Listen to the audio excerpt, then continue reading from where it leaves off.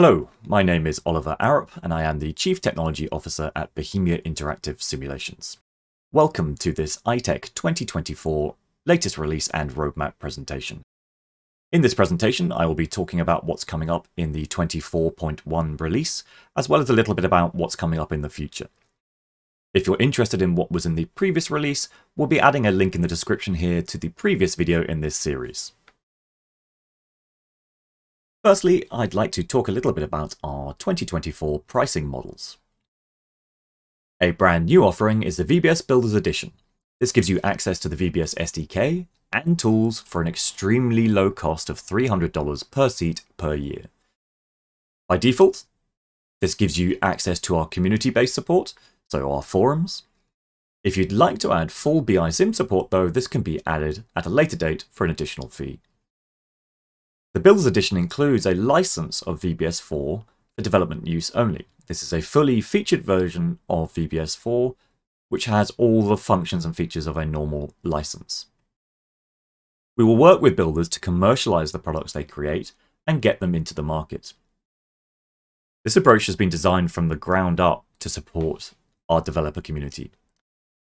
We want our developer community to create amazing products for our end users, and to give them access to our huge user community across the world. Companies can build using BISim tools with low risk and known costs. To give you an idea of what these tools are capable of doing, here's a quick video which explains what you can do in the VBS SDK.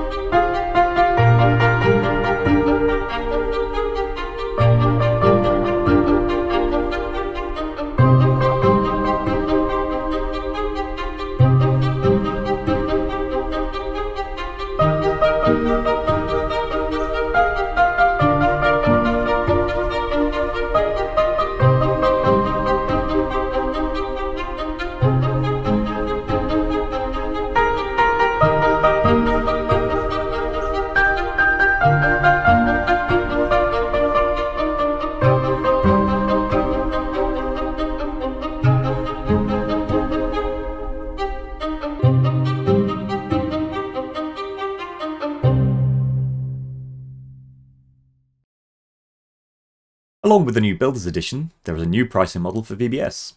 Replacing the VBS DN model is a simplified subscription model with a lowered annual cost of $4,000 per seat per year. For this lower annual price, customers will get access to VBS, including features which used to be charged an additional fee. Those features were VBS Radio Pro. This is our advanced radio system, which gives you access to features such as unlimited channels, jamming, and degradation. VBS CAS. This is our advanced close air support system, which allows you to call in aircraft and drop munitions on targets. Access to Bing Maps. This allows you to start VBS and use Microsoft Bing data for the base terrain rather than relying on the VBS default terrain. This will require you to have access to a Microsoft Bing API key, but these can be found for free or purchased depending on your data usage requirements. Plan layer sharing. This gives you the ability to share drawings made in Plan between users in a multiplayer environment. and finally unlimited viewports. The viewports system allows you to spin off independent windows from VBS, create additional views. In the past, these were limited by licensing, and now they are not, allowing you to create as many external viewports as you like, the only limitation being the performance of your system. As part of these licensing changes, we are baselining two of the previous bundle features so they are available to all current users of VBS4. If you are a current user of VBS4, so whether you're an enterprise military user or a commercial user, if you are paying support and you have the most recent version, in the next release in 24.1, you will automatically receive access to the ability to use Microsoft Bing Terrain and the ability to share VBS plan drawings between multiplayer users. Now we're going to get into some of the features of the 24.1 release. And first up, we're going to be talking about our new AI system, which replaces entirely our legacy AI system, which was available in previous releases. 24.1 sees Control AI becoming the default AI system in VBS4. If you're not aware what Control AI is, it's our AI system that we have built from the ground up based on decision trees. This AI system has been developed over the last few years and has been utilized widely. This marks a change from having our two parallel systems of AI which were available in 23.2. The old system, which we will refer to as the legacy AI system, is going to be completely replaced by Control AI in 24.1. The new AI not only replaces existing AI behaviors, but improves upon them and adds more predictability and reliability and realism. Importantly as well, it gives us a solid platform on which we can build new behaviors and more advanced behaviors than we were ever able to achieve with the legacy system. As part of this change, VBS4 will automatically and non-destructively convert legacy AI waypoints into new AI waypoints. So if you have existing scenarios which were built in 23.2 using legacy AI, and you start them up in VBS4 24.1, they will be automatically converted into Control AI waypoints. This is non-destructive until the point that you take that mission and then save it out again. Once it is saved out, those waypoints will be permanently converted into the new AI system. The conversion will replace the high-level intent, but scenarios won't necessarily work in the same way. New AI navigates more precisely and has more complex behaviors which may lead to changes in the outcome. We also know that people who were using legacy AI were having to use it in slightly strange ways to get it to do exactly what it wanted. With the new Control AI system, AI is far more predictable, and this may also lead to them having slightly different outcomes in your mission.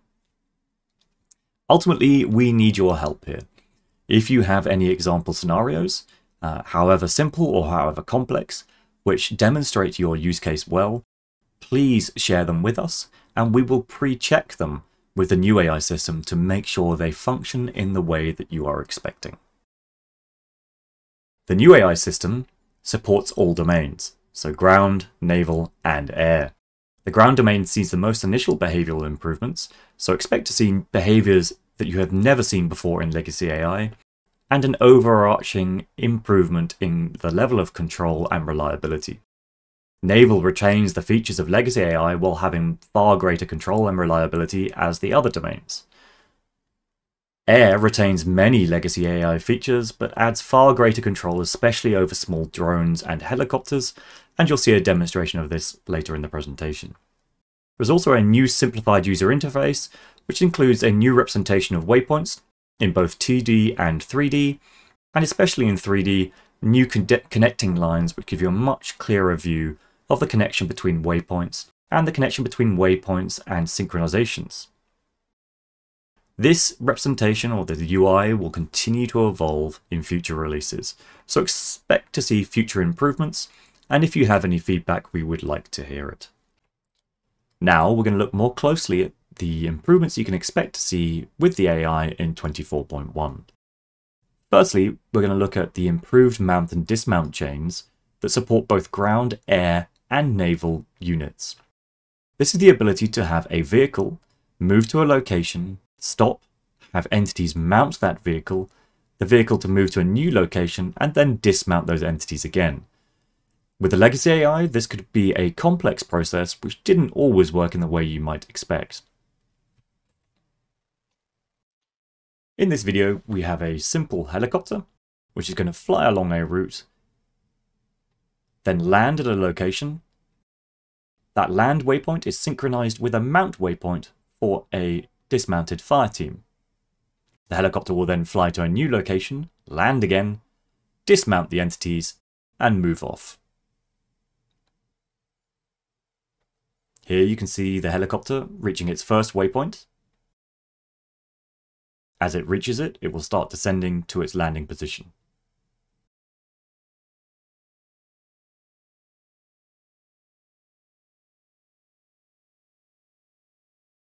As it lands, the synchronization between the two waypoints is triggered, and the fire team moves to the helicopter and mounts. The helicopter will not take off again until the entities have boarded. Once they are on board, the helicopter will then move off to its next waypoint, taking off again and moving to its new location. Speeding up time here a little bit as the helicopter moves to the new location.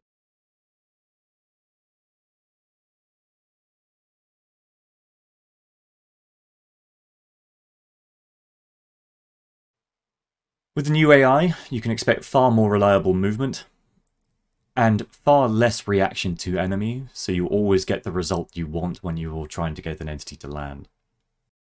As the helicopter comes into land, you'll see the reverse of what we had earlier.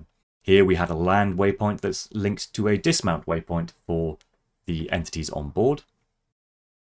As the helicopter lands, the entities dismount, the helicopter continues with its waypoints, and the dismounts continue with theirs. This has all been achieved using the built-in waypoint system with no additional scripting. Now we're going to look at sub-unit separation, order issuing, and rejoin. In this example, we have an infantry platoon. As normal, you would give the infantry platoon an order, in this case an advance. As you'd expect, the whole platoon starts moving towards that location. But let's say that we wanted to take a squad from that platoon and move it to a new location. Now you can simply select that squad, give it its new location. In this case, we're giving them an advance. That squad can then independently start moving towards the new location. The main body of the platoon continues towards their waypoint, and the squad continues to theirs.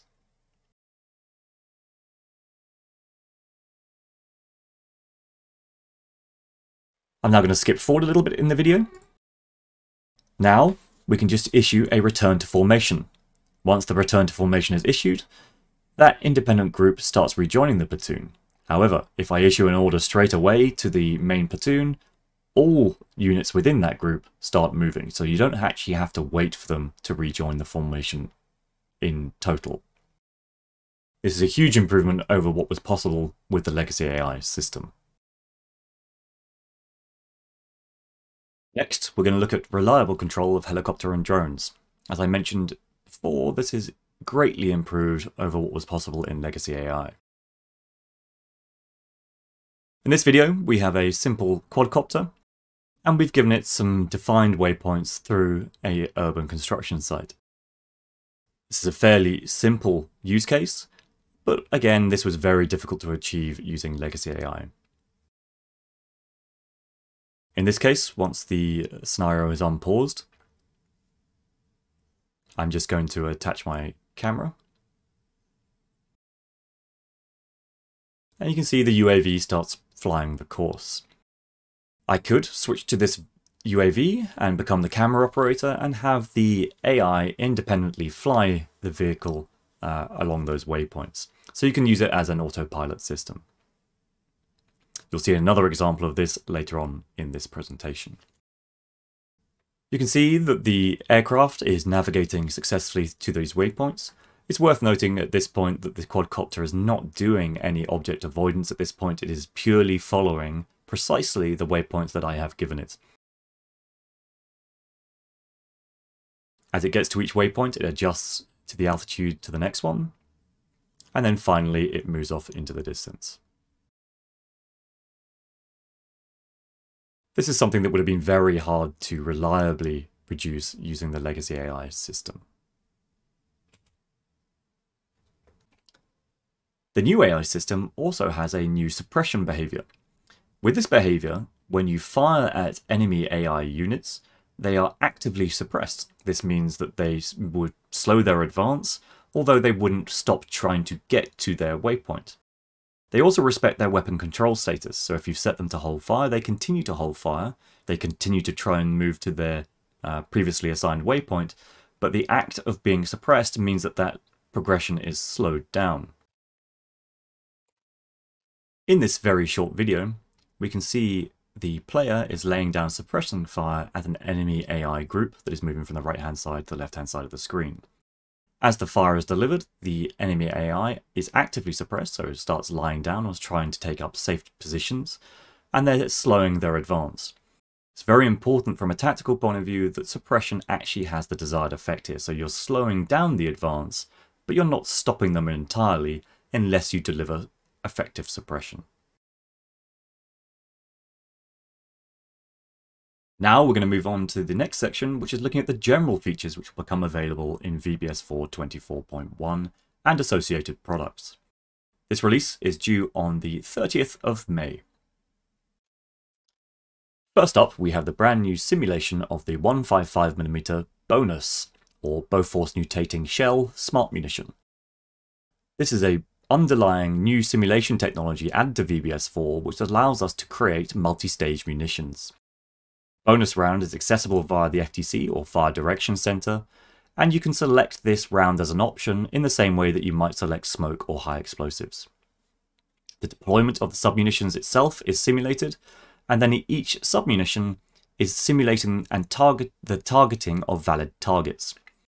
A valid target in this case is a vehicle that has a valid heat signature, and then the target acquisition cone itself is simulated, so the target has to be within the search cone of one of the munitions.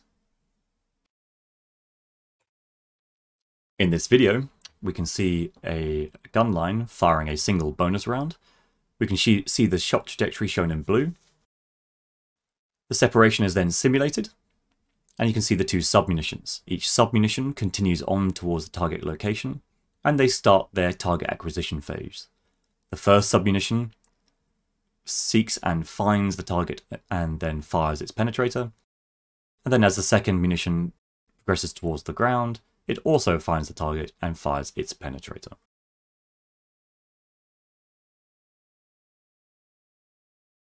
Radar, DIS support.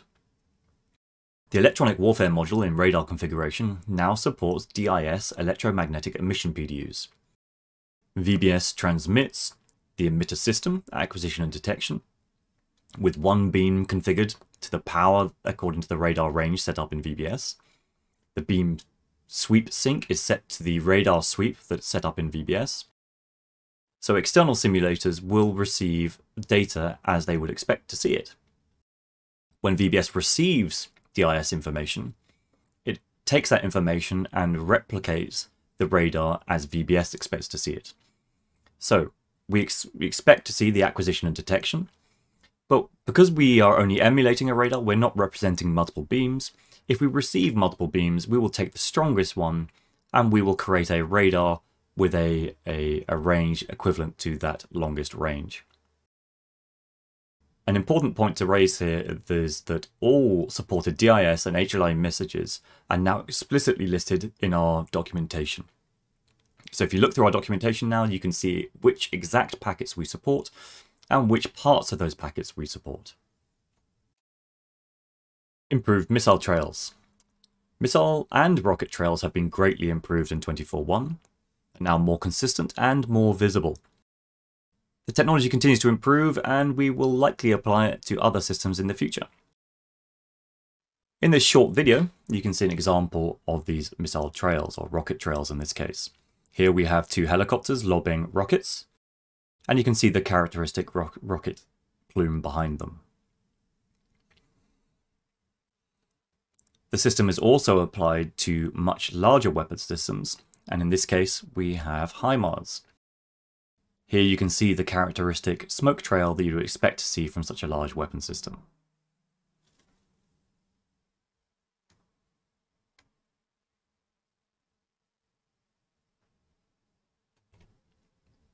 UAV or drone munitions.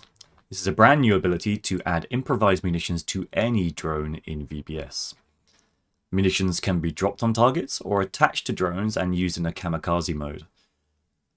5 communition types are available as standard, and in this short video you can see how this works. So there's a brand new editor object which you link to your UAV. In this case it is a GGI Phantom. Once the mission starts, you can join the UAV controller. In this case, the UAV flight path is actually using the new AI system, so it is automatically flying to the target location.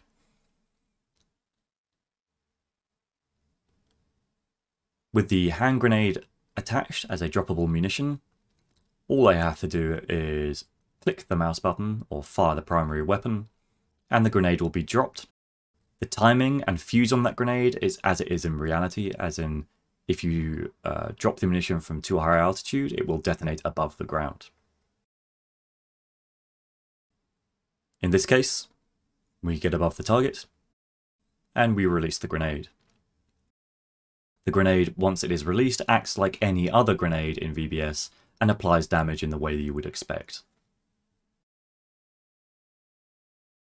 Also, as part of 24.1, we have a brand new FPV drone. This is a prototype first-person view drone flight model. The flight model more closely matches the speed and maneuverability of real drones that we're seeing deployed in Ukraine right now. Control of the drones can be mapped to an external controller, such as an Xbox controller or joystick. And there is a brand new 3D model of a generic FPV drone. This can be combined with the previous technology of improvised munitions to create a point detonation kamikaze drone. In this short video, you can see 2 screens. On the left-hand screen, you can see the FPV viewpoint from the vehicle, and on the right-hand screen, you can see a secondary UAV being used as a spotter. In this case, the developer is using an Xbox controller to control the UAV, and hopefully you can see by the movement of that UAV, the flight model is quite different from our standard quadcopter behavior. As previously described, in this case, this FPV drone has been combined with the improvised munition, and an RPG warhead has been attached. Target is located, the FPV drone is crashed into the target, and the munition detonates. Also new for 24.1 is a brand new benchmarking tool. This is a built-in benchmarking tool for VBS, which can capture standardized performance metrics from systems. The benchmark runs completely automatically. All you have to do is start VBS with a new startup parameter, and then it will run through a specific set of scenarios, with each scenario designed to stress a specific part of the system. On completion, it produces a summary of the results in a text form, which gives you useful information that indicates where you may be losing performance, and it also produces a number of JSON files which capture the individual data points over time. The system specification and resource usage is also captured, and all files are human readable, so you can analyze them before you send them on to BISim for further analysis. Here you can see an example graph of the sort of data that is captured. It shows frame time, CPU usage, memory usage, rendering utilization. This, combined with the raw JSON data, can be used to determine where the system is being limited or where the performance is being constrained.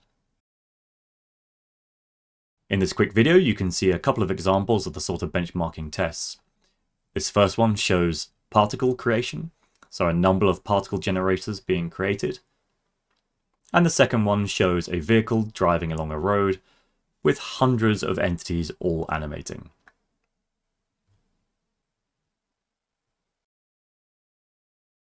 Next up, we have thermal improvements. We made adjustments to the way our thermal imaging sensors represent the ability of individual sensors to be able to penetrate through smoke and clouds. We have shortwave, medium wave, and long wave transmission scalars based on third-party empirical research. The default sensor that you will see in VBS is configured as a long wave IR sensor. The transmission and extinction coefficients are driven by particulate size, density, material, and wavelength. What this means is we are treating smoke particles differently than cloud particles. In the images, you can see at the top a day TV image where the sensor is unable to penetrate through the clouds, and at the bottom you can see a thermal sensor which is accurately penetrating those clouds and showing the terrain below. So now we're going to look at settings. We have brand new controller mapping settings. These are aimed at supporting classroom administrators. So imagine you have a large classroom full of multiple machines, all with multiple controllers. It simplifies the ability to find controllers and the mappings, and it allows you to identify conflicts between button presses and to change them. There's new categorization to make it easier to explore. And we also have a new controller profile capability. Administrators can see mappings even for unconnected controllers, and we're focusing on the ease of export and import of those mappings. In this quick video, you can see how we've overhauled the settings in general. And on the controller tab here, you can see the search functionality. You can search for the name of the function or the key itself. You can see here there's a conflict. The conflicts are shown on the right. And when you click the conflict, it takes you to the conflicted control, so you can remap it if you like. Everything you're seeing here is in prototype form and will likely change before the 24.1 release, but this gives you an idea of where we're heading. Now we're going to look at the ORBAT editor. The ORBAT editor was added in 23.2, but since then has been generally improved to have a more intuitive design and a better workflow. Importantly, the ORBAT editor has now added a new capability to allow users to define custom formations for groups. There's a brand new interface which allows you to visually define the offsets for your group to create any formation you may want. Here we're going to open up the ORBAT editor, showing the new interface, and showing that you can select any entity available from the VBS library. In this case, we're going to select a single entity and just show one of the things that you can do. So we're going to add the entity to the ORBAT and go to item settings. Within here, you can alter things like the description, but here we're just going to change the symbol. Select any symbol you like and apply it, and it's now permanently changed on that entity. Now we're just going to load up a pre-existing ORBAT. Once the ORBAT is loaded, we're going to show the new Formations tab. Here you can create a brand new formation and give it a name.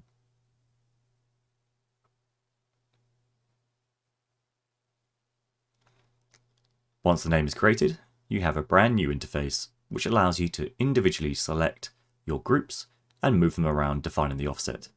There's a scale that shows you the distance that you are moving these entities around. And you can create almost any formation shape you can imagine.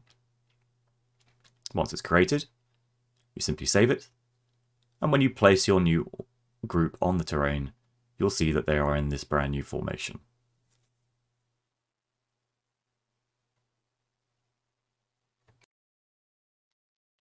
Content. As always, since the last release, we have added a significant amount of new content.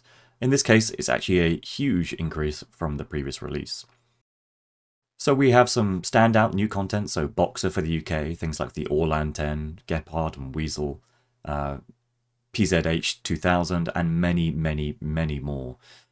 Even since 23.2, we have added 895 new models. 600 of those are buildings and trees, but there is also a significant amount of new tracked vehicles, wheeled vehicles, and air vehicles, all of which have been created to our new standards.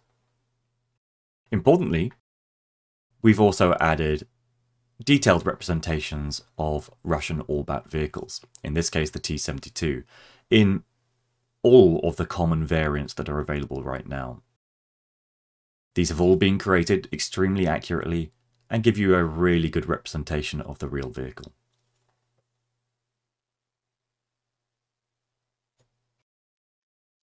Now we're going to talk about the ECS, or Entity Component System. If you've been tracking what we've been working on over the last few releases, we have talked about the Entity Component System and how it greatly improves performance compared to our previous system, which we refer to as Interop. This new system is actually already in place in 23.2 in some areas, so it's used for things like craters and heat marks. But the latest iteration of this prototype sees us adding the capability to VBS Gateway, allowing VBS Gateway to show thousands of entities. In this first video, you can see a demonstration of 2,000 vehicles. In this case, ignore the behaviors, this is just a test process showing vehicles randomly moving. But you can see it was only achieving 4 FPS with the old Interop system. With the new ECS system, we're easily able to achieve 60 frames a second.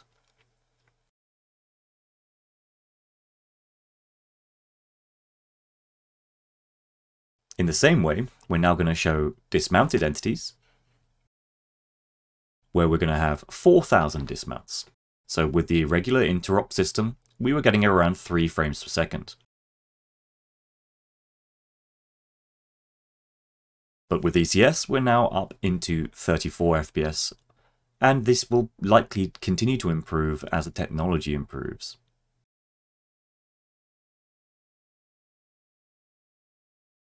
This second video is showing the ECS system applied to the craters. In this scene in the terrain in Ukraine, there are 10,000 craters. Each crater is an entity within the simulation. Here you can see these 10,000 entities in the scene without causing any slowdown at all. We're happy to announce we now have a partnership with UCrowds. BISim can now offer UCrowds technology as a reseller. UCrowds is an advanced simulation system which allows you to simulate crowd behavior. So imagine evacuations or large-scale events where you have thousands of entities. UCrowds allows you to do this in a hugely efficient way at massive scale. When combined with our ECS system, this allows UCrowds to simulate crowds of 8,000 plus entities at a high frame rate. In this short video, you can see what that looks like in reality. We have a huge number of entities here, all moving in a common direction, all avoiding each other, they're not passing through each other. If I was in this scene as a trainee, these entities would also be avoiding me. If you'd like to know more about UCrowds and how you can utilize it, please don't hesitate to get in contact with us. In this section, we're going to be talking about VBS Geo, and in this case, bridges. We have a brand new bridge technology in 24.1, which allows you to create bridges in the same way that you might create a road. You can select from a number of standard templates for your bridge style, and the bridges you create are fully supported by the new AI system, meaning vehicles and dismounts are able to navigate across them.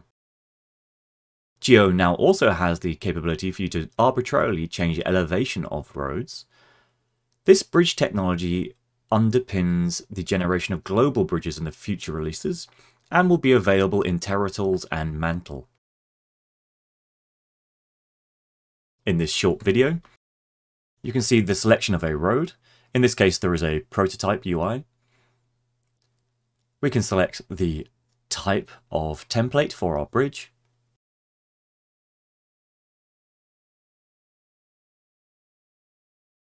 And we can change parameters such as the width to create a custom bridge.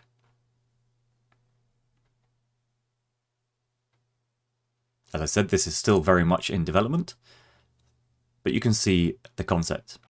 Now we have our AI proving the point that they can navigate across the bridge to traverse the river. Just going to skip the video forward slightly. In this case, we can see selecting a road and converting it into a bridge in the style of an overpass. You can see here the procedural template, how the objects for the bridge connect correctly in the corners. And there's no strange overlaps or weird geometry. You can modify the bridge shape and direction the same way you can with a road. And again, you can see that the procedural bridge automatically adjusts. Skipping forwards a bit, you can see here that you can also create layers of bridges.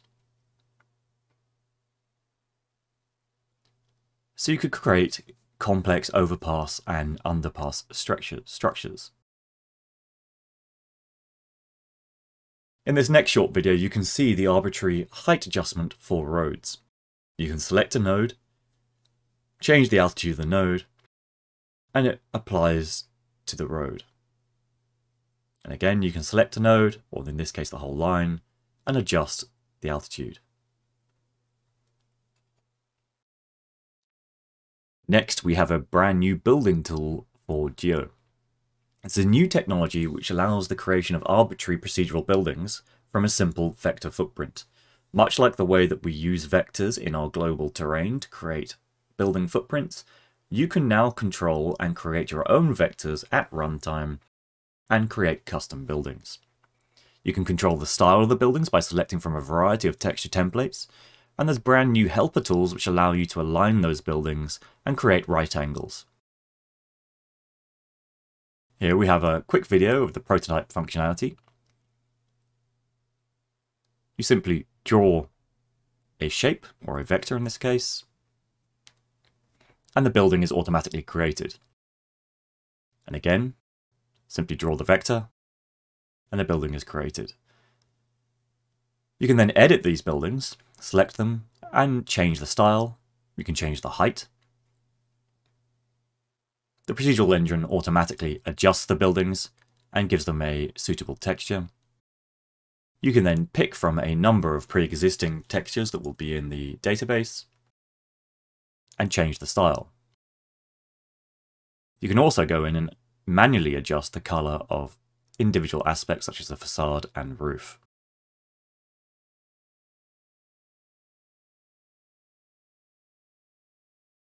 I'm just going to skip through the video here.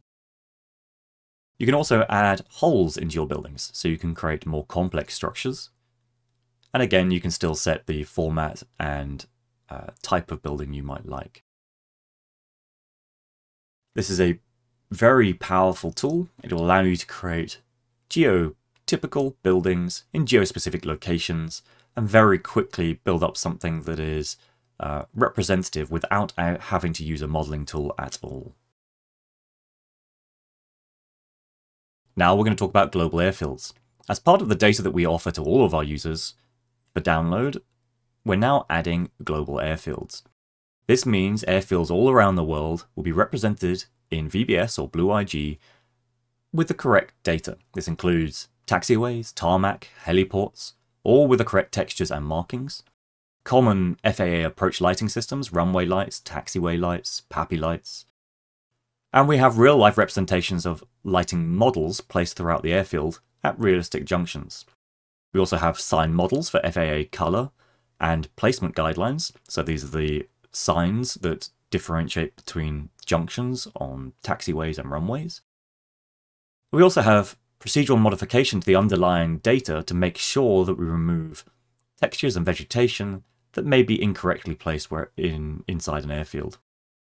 In total, there's 8,951 new airfields which will be present in the download. To give you an idea of how that will look, this is a completely procedural airfield in the UK called Boscombe Down, built from the procedural data but placed on satellite imagery. You can see here the textures are correct with the taxi lines and the runway markings. And you can see the night lighting systems. Another example here in Naples. So this is an entirely procedural scene, procedural buildings and roads, and the procedural building in the procedural runway in the center. And again, showing the night lights. Also as part of this, we're adding a brand new Airfield Inset. This is the Beale Air Force Base in Yuba County, California. This will be baseline in both VBS4 and Blue IG, and it will become the showcase airfield, which will show off all the potential technologies throughout VBS and Blue IG. The procedural airfields, while being fully featured, may not have all of the data available to be fully accurate, whereas this inset will be built with all of the data we have available. Now we're going to talk about the Config Patch Builder. If you're not aware of what the Config Patch Builder is, it was made available in 23.2 and gives you access to all of the configuration parameters within our content. This means you can modify almost anything from engine power to damper force in any of the content within our build, whether that content is your own or ours. Since the last release, we've actually made a few incremental improvements. Most notably, we've added the capability to do batch export. So this allows you to export a number of configs, or all of the configs for all of the models, as a CSV file. This is a very large file, but gives you access to all of the configs, and you can analyze that on your own and make modifications in a batch manner so that they can be re-imported back into the system, and you can have your own modification of the entire simulation. New for 24.1 as well will be support for USD. So this is the Universal Scene Description model format. We'll be adding this to our Model Exchanger tool. USD was created by Pixar initially, and then was published as open source. Since then, it has been picked up by Nvidia and Apple, and they have been pouring a huge amount of investment into the standard. It's becoming the de facto standard for the metaverse, and actually, as a format, adds significant benefits. For instance, it is designed from the ground up to allow non-destructive cooperative modification of models, which is obviously hugely useful when you're working with huge amounts of content as we are. We as Bohemia will begin adopting this as a standard initially for import and export from mechs, but in the longer term we will seek to make USD our primary internal format, replacing PBO.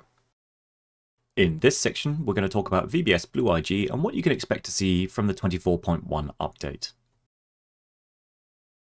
Firstly, it's worth mentioning everything you've just seen in the previous section of this presentation that relates to graphics or general enhancements to the rendering will automatically be available to Blue IG. That includes any changes to the terrain. In addition to that though, there's been some improvements to object and vegetation destruction, so the synchronization between those effects in VBS4 and the IG. Some improvements to bullet holes and damage areas in IG via SIGI, so you can now call those damage areas and bullet holes via SIGI packets as well as them being activated via the VBS4 host. Improved lifeform animation, so this is generally overhauling the lifefall animation system and improving the performance. Easier host network configuration. Previously, you had to configure IG by manually typing in the IP address of the host. Now that is an automated process, so it can automatically detect the host for you. Also, support for UCS road signs in IG. So these are the customized road signs, which are made up of multiple components. These are now fully supported when synchronizing between VBS4 and the IG. We've also overhauled the IG view objects and added SDK and SQF functions. So this gives you support for controlling IG views from the simulation SDK. We've also refactored the SQF functions for controlling the IG and improved the example IG view object XML files. We've added SIGI asynchronous smoothing. So this allows us to improve the smoothness of an entity movement in the IG when the SIGI host isn't updating in sync with the IG frame rate. SIGI router improvements. SIGI router now has full documentation and examples and improved features. If you're not aware of what the SIGI router is, it's an extremely powerful tool that allows you to intercept packets and redirect them and change them on the fly. Customer-specific content library and SIGI mappings. So this is a generation of per customer build mapping, so customers only see the content they have access to, greatly simplifying the process of creating those mapping files. We also give the ability to customers to generate their content library from custom content now. Again, so this greatly simplifies the process of adding new content and creating the mapping files. With that, we now end this presentation. We hope you enjoyed all the new features that you can expect to see in 24.1, and we thank you very much for your attention. As always, if you have any questions or you'd like more details of any of the things you've seen in this presentation, please do reach out to sales@bisimulations.com, and we'll get back to you as soon as we possibly can. Thank you very much for your attention, and we'll see you again soon.